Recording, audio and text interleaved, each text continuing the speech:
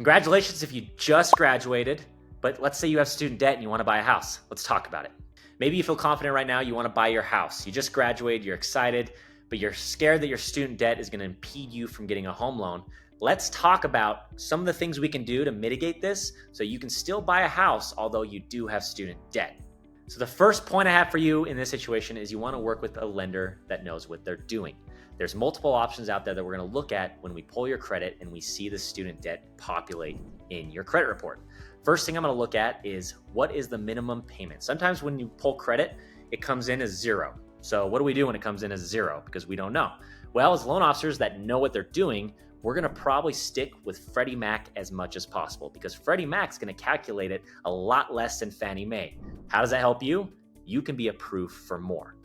Number two is knowing how to enroll in an income-driven repayment plan. So just so you know, these income-driven repayment plans are programs designed to help you lower your mortgage payments based on your income and family size.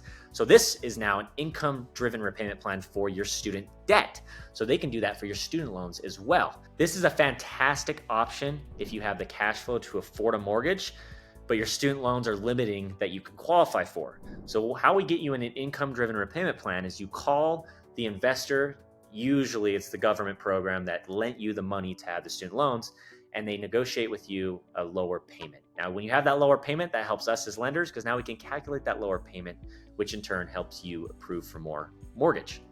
And I want to reiterate again, make sure you use Freddie Mac. Now, this is on the loan officer, right? If the loan officer knows what they're doing, they're going to look at the calculations because FHA, VA, Fannie Mae, Freddie Mac, they all have different calculations on how the student debt is calculated. So you want to work with a loan officer that knows what they're doing, a la myself, and I can help calculate the best, part of this for your favor.